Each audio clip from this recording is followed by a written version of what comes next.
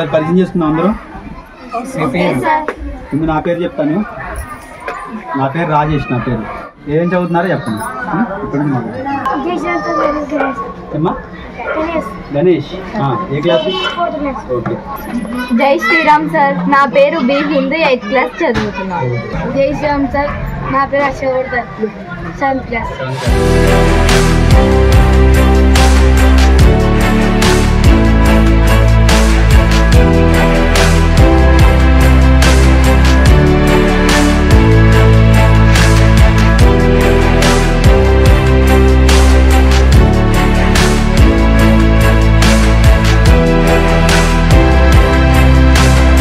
మేము ప్రతిరోజు బాల సంస్కార కేంద్రానికి రాము. అప్పుడప్పుడు వస్తామన్న వాళ్ళు ఎవరు చేతులు ఎత్తండి.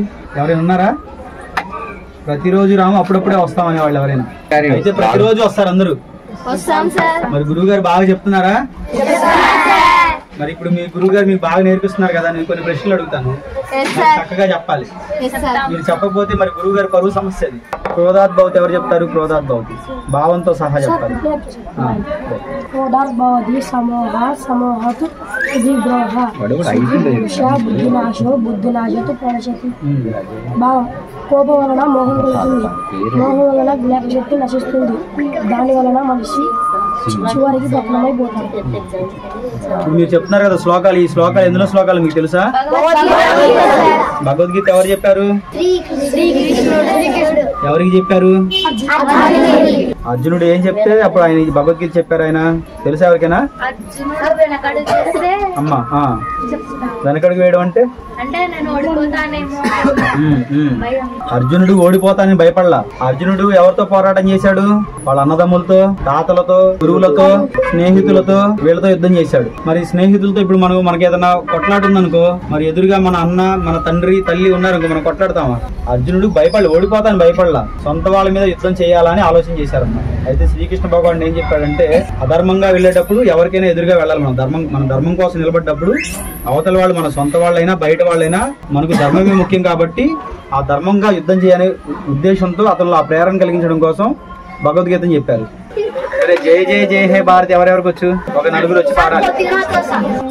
జయ జయ జయ హే భారతి జగమంత కోరుని సంస్కృతి. జయ జయ జయ హే భారతి జగమంత కోరుని సంస్కృతి. పోయిన నెలలో జీవిత చరిత్రలు చెప్పారు కదా గురుగారు. ఎవరెవరి గురించి చెప్పారు అమ్మా? వినాయక్, నాలుగో పేరు సంభాజీ మహారాజ్. మహాశివరాత్రికి లింగాష్టకం పాడారు అందరూ. లింగాష్టకం ఎవరు బాగా పాడతారు చెప్పండి? ఆడపిల్లల నుంచి ఇద్దరు, మగపిల్లల నుంచి ఇద్దరు. మీరు తెలియదు.